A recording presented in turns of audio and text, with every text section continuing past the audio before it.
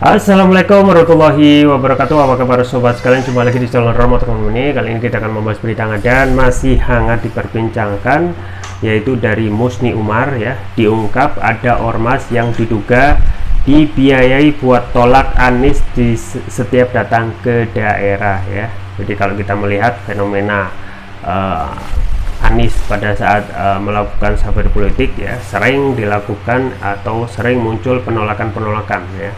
Nah, biasanya penolakan itu hanya dilakukan oleh segelintir orang gitu ya. Dan beberapa pemberitaan juga pernah sampaikan sampai ada ya demo bayaran ya, ada 100.000 ya. Ada juga cerita sebelumnya bahkan ada yang sampai uang untuk demo itu dibawa lari oleh koordinatornya ya. Dan setiap penolakan Anies di setiap daerah itu justru dibalas dengan disambut dengan ribuan oleh para relawan Anies ya. Bagaimana selengkapnya ini sesuai yang dilansir oleh Gelora, langsung saja kita baca dan kita ulas. Mantan Rektor Universitas Ibnu Khaldun Musni Umar membeberkan adanya organisasi masyarakat ormas yang diduga dibiayai oleh pihak tertentu untuk menolak kedatangan bakal calon presiden dari koalisi perubahan Anies Baswedan di suatu daerah. Ada ormas kecil yang diduga dibiayai selalu pasang spanduk penolakan terhadap setiap Mas Anies ke suatu daerah, kata Musni Umar dalam keterangannya Sabtu. Namun, kata Musni Umar, fakta sosiologisnya Anies disambut dengan meriah seperti lautan manusia setiap melakukan kunjungan. Hal itu karena ramainya yang memberikan sambutan. Safari Ramadan Mas Anies di berbagai daerah di Jatim dan Jateng tidak dipublikasikan. Para kiai menyebut baik, katanya. Oleh karena itu, menurut Musni Umar, jika ada yang menyebut Anies ditolak kedatangannya, maka hal itu fitnah. Jadi fitnah yang sangat keji jika Mas Anies dikatakan ditolak oleh masyarakat Rembang, ujarnya. Ia menyebut spanduk penolakan bukan merupakan fakta sosiologis bahwa Anies ditolak masyarakat. Spanduk penolakan merupakan rekayasa politik dari Jakarta dengan isu khilafah, FPI, HTI, radikal, politik identitas, dan lain-lain untuk memojokkan Anies dan memecah belah, katanya. Musni Umar menilai FPI adalah orang-orang baik. Mereka bukan para koruptor dan komunis. Ia juga mengaku bahwa FPI kerap menolong masyarakat yang mengalami bencana. HTI orang-orang baik, bukan komunis dan bukan koruptor. HTI tidak percaya demokrasi. Kedua ormas sudah dibubarkan oleh rezim. Mengapa dikaitkan dengan Anies, ungkapnya. Ya, itu ya sobat sekalian terkait ada pengungkapan gitu ya, diungkap. Dan ini memang kalau jangan sampai menyebut ormas tersebut sebelum ada ya bukti real ya. Karena pasti akan ya para buzzer itu ya akan, atau orang yang tidak suka dengan Anies pasti akan menjadikan itu sebagai delik ya. Jadi ini pengungkapan oleh mantan rektor Universitas Ibnu Khaldun yaitu Musni Umar yang menyampaikan ada ya diduga ada ormas yang diduga dibiayai gitu ya buat tolak Anies setiap datang ke daerah ya. Jadi memang beberapa waktu lalu sering pada saat Anies ramai-ramainya sudah dideklarasikan oleh Nasdem ya, dan kondisi itu masih terkesan sendirian ya, belum ada dukungan yang solid antara PKS dan partai sisa koalisi perubahan yaitu PKS dan Demokrat yang masih pikir-pikir ya terhadap dukungannya kepada Anies, dan akhirnya memang secara resmi sekarang sudah gitu ya. Dan pada saat awal-awal melakukan manuver ya safari politik ya, hampir yang tidak berseberangan ya pemikirannya dengan Anies itu, semuanya hampir menolak ya. Pun tidak lepas dari ormas ya, tetapi juga lembaga negara ya seperti Bawaslu yang juga menyampaikan hal-hal yang di luar ya aturan dari Bawaslu itu sendiri, bahwasanya apa yang dilakukan Anies itu safari politik yang harus melanggar gitu ya, padahal kan belum ada peserta pemilu ya satu gelintir pun gitu ya, karena memang tahapannya belum ada, jadi belum berhak secara aturan yang sudah ada ya, aturan Bawaslu ya aturan pemilu untuk menindak ya peserta pemilu ya, karena belum ada yang mendaftar, dan ini menjadi aneh gitu ya, sering diulang-ulangi ya. Padahal ketika belum ada yang mendaftar ya seseorang itu menjadi free agent ya, agen yang bebas yang berhak untuk menyampaikan ya unek-uneknya ya, atau bahkan berkunjung melakukan sosialisasi terhadap dirinya. Nah justru ya hal yang sama tidak ditindak gitu, yang setowelo-welo ya. Misalnya terkait kunjungan pejabat yang juga sudah atau tentang isu penundaan pemilu ya, karena itu kan juga merusak aturan yang sudah ada ya, undang-undang pemilu yang sudah digedok, termasuk juga jadwal pemilu yang harusnya itu juga ditindak gitu ya, karena dengan adanya penundaan pemilu itu ya mengacaukan tahapan pemilu yang sudah dijadikan kesepakatan bersama.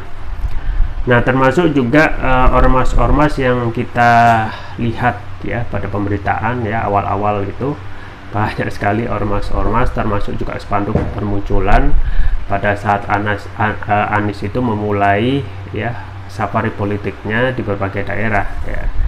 Jadi langkah yang dilakukan Anies itu memang manuvernya sangat cepat sekali ya. Setelah dideklarasikan, setelah itu langsung melakukan sosialisasi ke berbagai daerah. Nah ini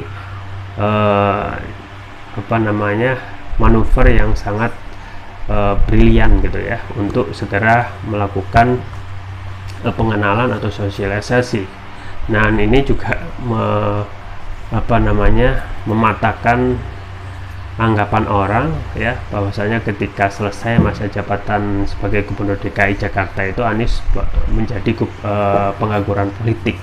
Padahal setelah yang terjadi di lapangan, justru setelah Anies itu tidak atau ex gubernur ya, malah akan semakin bebas, dan akhirnya orang-orang yang kontra terhadap Anies gitu ya, dan yang juga sangat getol untuk melakukan penjagalan dalam tanda kutip ya, itu pasti kelonjotan ya melihat manuver Anies yang tidak disangka-sangka ya, sekarang sudah bebas melakukan itu akan berbeda ketika Anies yang sudah terus-menerus disebut dalam survei ya, terus kadang-kadang untuk menyampaikan ya isu ide tentang perubahan ya, itu akan terganjal ketika Anies itu masih menjabat sebagai pejabat publik ya. Nah sekarang bebas ya ketika sudah selesai, apalagi ya partai politik yang tiga itu, yaitu dari koalisi perubahan, yaitu Nasdem, PKS dan Demokrat, sudah secara resmi ya. Jadi Anies ya dalam kontestasi road to Pilpres 2024 ya, satu-satunya yang benar-benar resmi ya. Dan kalau pun pendaftaran itu dimajukan, maka ini yang benar-benar siap ya, karena sudah pasang badan ya, koalisi perubahan sudah pasang badan ya, dukungannya resmi, dan di samping berbeda dengan koalisi yang lain yang harusnya ya sudah matang sedari awal, artinya sudah memegang golden ticket ya, tetapi tidak serta-merta mempunyai nyali ya untuk segera mendeklarasikan siapa yang akan dideklarasikan sebagai baca pres. Jadi saat ini meskipun Anies ya justru sudah memulai istilahnya lomba lari maraton ya, sedangkan ya peserta yang lain ya masih berpikir untuk mempersiapkan diri ya. Nah kalau secara real ya yang benar-benar siap dalam kontestasi ya Anies gitu ya. Tetapi kembali lagi gitu ya, kalau kita melihat survei, ini juga hal yang aneh. Orang yang sudah memulai lomba maraton ya, tetapi masih ada skeptis, ada ya, keraguan-raguan ya, itu bisa dilihat dari survei. Survei meskipun Anies sudah manuver ke sana sini, di setiap daerah justru ya elektabilitasnya ya tidak pernah nomor satu gitu ya. Apalagi kalau kita melihat survei SMRC ya, pasti terus menerus dalam tanda kutip ya mendegrade ya atau mendelegitimasi apa yang sudah diusahakan oleh Anies saat ini, yaitu sering bergerak atau manuver melakukan safari politik ya. Jadi Anies selalu dipersepsikan ya di bawah ya, kemudian ya calon-calon istana itu selalu nomor uno ya, entah itu Ganjar dan Prabowo. Nah awalnya itu Ganjar, terus beberapa bulan yang lalu Ganjar masih moncer elektabilitasnya, dan saat ini berhubung ada perubahan eskalasi ya, maka kecenderungan istana itu berubah dari Ganjar ke Prabowo ya, berubah dari Ganjar ke Prabowo. Dan anehnya lagi terkait dengan survei ini dilakukan hampir tiap bulan gitu ya, dan terus menerus menempatkan ya, kalau dulu Ganjar sekarang Prabowo ya. Artinya apa? Artinya memang kalau kita melihat ya sedari awal ini juga menjadi tanya-tanya ya, ketika Anies sudah manuver politiknya keras gitu ya, maksudnya sudah dari dulu ya hingga saat ini tetap melakukan safari politik, tetapi tidak ada ya pengaruh signifikan dalam survei. Artinya apa? Artinya survei itu ya kita harus lihat lagi ya, siapa yang membayar ya.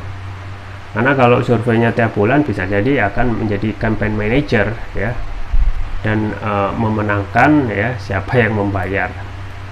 Nah kemudian sekarang terkait ormas yang diduga ada ormas yang diduga dibiayai untuk tolak Anies, itu akan menjadi berita ya, usaha yang usang ya, usaha yang out of date, karena kita ketahui itu sudah sering dilakukan di daerah-daerah, tetapi itu tidak bisa mempengaruhi dukungan publik terhadap Anies ya.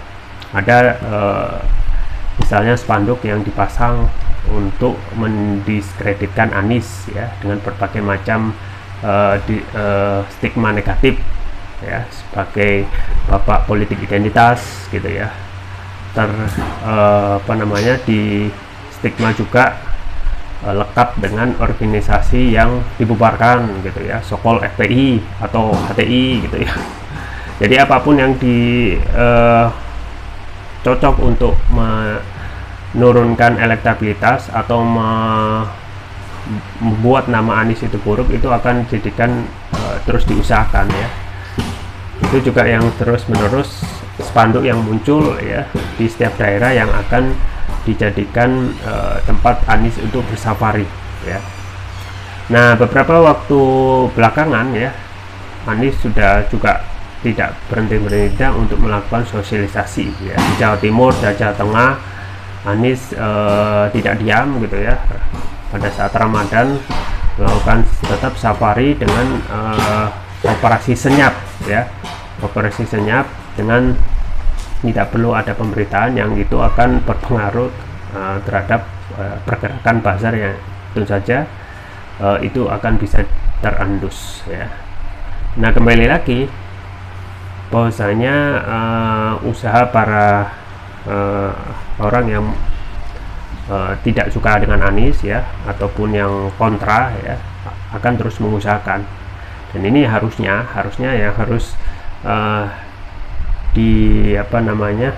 dijadikan concern atau perhatian kepada Bawaslu gitu ya.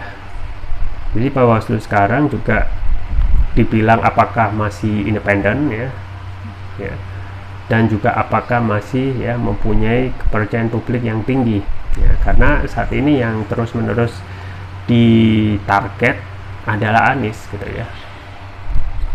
Bahwa ada juga singkatan yang unik ya, Bawasnis ya, Badan Pengawas Anies ya. Jadi bukan Bawaslu lagi, bukan Badan Pengawas Pemilu, tapi Badan Pengawas Anies. Karena ketika setiap ada yang ya